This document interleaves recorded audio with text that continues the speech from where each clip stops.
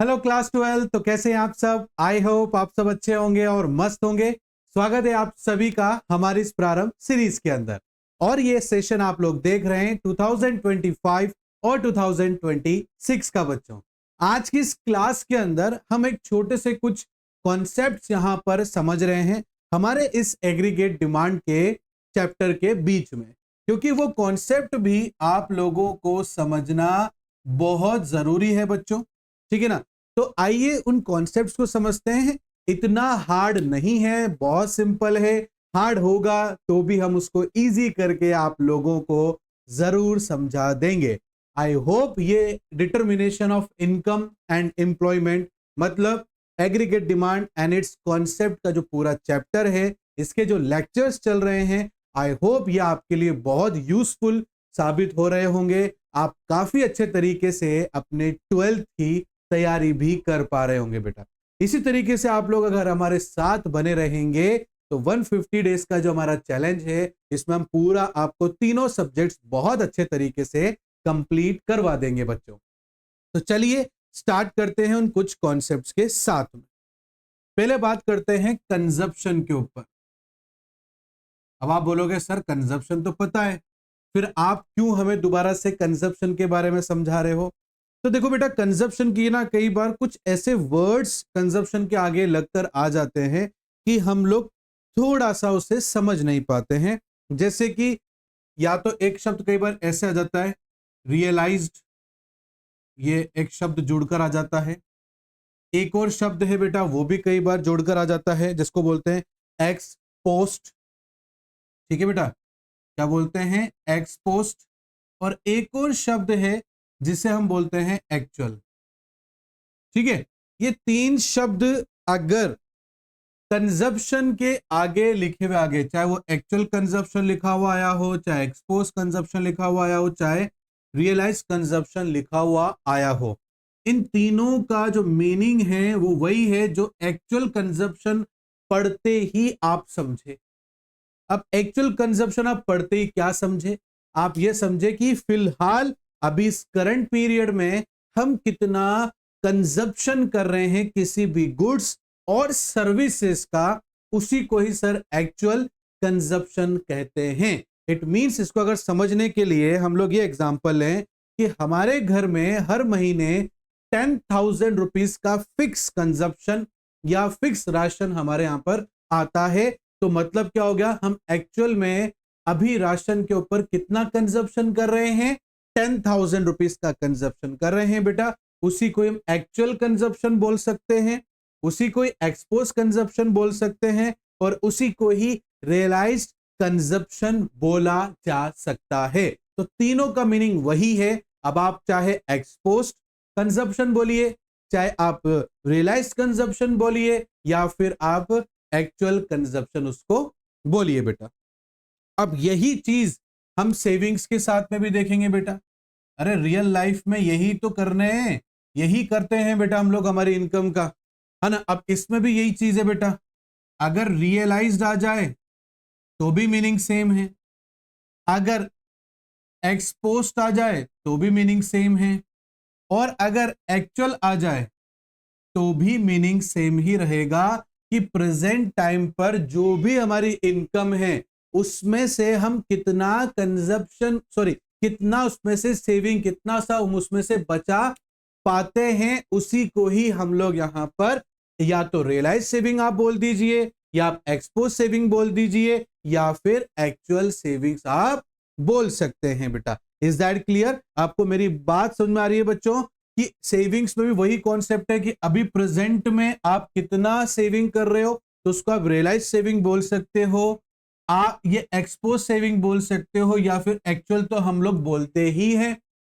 Is that clear बेटा? आ रही बात समझ में? तो ये हो गया आपका कंजप्शन, ये हो गया आपका सेविंग। अब बात करेंगे इन्वेस्टमेंट के ऊपर। हम इन्वेस्टमेंट भी तो करेंगे, ठीक है ना? हम इनकम जनरेट करते हैं तो इन्वेस्टमेंट भी करते हैं। इसमें भी वही चीज है बेटा। आप चाहे रियलाइज्ड बोल दो, चाहे आप एक्सपोज्ड बोल दो, चाहे आप एक्चुअल बोल दो। इज दैट क्लियर बेटा? मीनिंग सेम है कि प्रेजेंट टाइम पर हम लोगों ने कितना सेविंग कर रखा है। तो अरे यार बार बार मैं उल्टा कर रहा हूं, कंजप्शन सेविंग के टाइम पे कंजप्शन बोल रहा हूं, इन्वेस्टमेंट के टाइम पे सेविंग बोल रहा हूं, ठीक है ना। आप लोग प्लीज ध्यान से समझिए वापस से कि एक्चुअल में प्रेजेंट टाइम में देखो एक्चुअल वर्ड आ गया ना, आ गया ना। तो देखो हम प्रेजेंट टाइम में कितना इन्वेस्टमेंट कर रहे हैं, ठीक है ना, उसे ही हम या तो रियलाइज इन्वेस्टमेंट बोल सकते हैं, एक्सपोज इन्वेस्टमेंट बोल सकते हैं, और एक्चुअल तो भी मैंने खुद ने आपको बता दिया। जो एग्जैक्ट सिनेरियो है हमारे इन्वेस्टमेंट का उसे ही हम लोग इन तीन शब्दों में बोल सकते हैं, चाहे रियलाइज बोलो, चाहे एक्सपोज बोलो, चाहे एक्चुअल आप लोग बोलिए। इज दैट क्लियर बेटा? हमने कंजप्शन भी किया, हमने सेविंग भी किया, और हमने इन्वेस्टमेंट भी किया। Is that clear? अब बेटा ये सब चीजें जब पॉसिबल होगी ना, जब हम कुछ आउटपुट कर रहे होंगे, कोई प्रोडक्शन कर रहे होंगे किसी गुड्स का, उसको बेचेंगे तभी तो हमारे पास इनकम आएगी, और उस इनकम से तो हम ये तीन चीजें कर पाएंगे। तो फिर हम आउटपुट के बारे में क्यों ना बात करें सर? Is that clear? हमें आउटपुट के ऊपर भी बात करनी पड़ेगी बच्चे। तो देखो बेटा यहां पर आउटपुट के ऊपर भी हम लोग बात करते हैं। आउटपुट के अंदर भी यही है बेटा कि रियलाइज्ड या फिर एक्सपोज्ड या फिर एक्चुअल। आप कोई भी चीज का प्रोडक्शन करते हो, उसका अभी प्रेजेंट टाइम में आप कितना प्रोडक्शन कर पा रहे हो, कितना प्रोडक्शन आप ले पा रहे हो। आपने बोला सर हम जो है रोज का 100 यूनिट एग्जैक्टली बना पाते हैं, या 200 यूनिट बना पाते हैं, या महीने की हम जो है 10,000 यूनिट बना पा रहे हैं। तो ये क्या है? एक वो एग्जैक्ट डिजिट है या एग्जैक्ट अमाउंट है जो आपको पता है। तो उसी को भी हम या तो आप रियलाइज बोल दो बेटा, एक्सपोज बोल दो, या फिर एक्चुअल बोल दो। इज दैट क्लियर बेटा? आप लोगों को मेरी बात समझ में आई बेटा? तो ये था एक छोटा सा कॉन्सेप्ट, जब हम इन चारों का कोई एक्चुअल में हम लोग कोई काम कर रहे हो कि हाँ भाई इतना मैं सेविंग कर लेता हूं हर महीने की, इतना मेरा इन्वेस्टमेंट हो रहा है अभी फिलहाल, इतना मैं प्रोडक्शन कर पाता हूं, इतना मैं कंजप्शन कर पाता हूं, ये सब के सब हम लोग एक एग्जैक्ट सिनेरियो में बोल रहे हैं। इसीलिए इनको या तो आप रियलाइज बोल सकते हो, एक्सपोज बोल सकते हो, या फिर आप एक्चुअल बोल सकते हो बेटा। Is that clear? I hope आपको ये बहुत अच्छे से समझ में आया होगा। एक और छोटे से कॉन्सेप्ट इन्हीं चारों से रिलेटेड हम पढ़ने वाले हैं बेटा, आइए उसको भी समझ लेते हैं। Is that clear? तो ये हमारा टॉपिक कंप्लीट हो जाएगा। फिर एक और इंटरेस्टिंग टॉपिक है जो मैं नेक्स्ट वीडियो में लूंगा, आपके लेक्चर में लूंगा बेटा, और आई होप वो हमारे उसमें सारा डाउट और भी बचा कुचा है वो सारा आपका डाउट क्लियर हो जाएगा। Is that clear? चलो अब ये तो था जो हम एक्चुअल में कर रहे हैं, ठीक है ना। हम प्लानिंग भी तो करते हैं करने से पहले। एक्चुअली हम आज जितना सेव कर रहे हैं, या हम जितना हम आज के टाइम पर आउटपुट प्रोडक्शन कर रहे हैं, या जितना हम इन्वेस्टमेंट कर रहे हैं, या जितना कंजप्शन कर रहे हैं, कभी ना कभी हमने इनके बारे में सोचा होगा। सोचा है तभी तो हम इसका जो है हम लोग कर पा रहे हैं। तो अगर सोच रहे हैं सर तो उसके लिए क्या होगा? तो उसके लिए भी आ जाओ बेटा। जैसे अगर हम कंजप्शन के बारे में सोच रहे हैं कि देखना जब मेरे पास इतनी इनकम हो जाएगी तो मैं इतना कंजप्शन करूंगा, हम उसके लिए प्लानिंग बनाने लगते हैं बेटा। क्या करने लगते हैं? प्लानिंग बनाने लगते हैं। तो प्लानिंग बनाना या सोचना गलत नहीं है। इस दैट के लिए आपकी इकोनॉमिक्स भी आपसे बोलती है कि भैया सोचो। बहुत से लोग बोलते नहीं भैया मैं तो नहीं सोचता, जो होता है फिर हैंड टू हैंड देख लेते हैं। ऐसा नहीं है, सोचना पड़ता है, ठीक है ना। तभी जब सोचोगे तभी ही आप आगे उसके लिए कुछ ना कुछ अपने दिमाग में रास्ते निकालोगे। इसलिए मैं कहता हूं जो भी बनना है, जो भी भविष्य में करना है, इसके लिए सोचो। सोचोगे तो दिमाग में बहुत सारे रास्ते निकल कर आएंगे।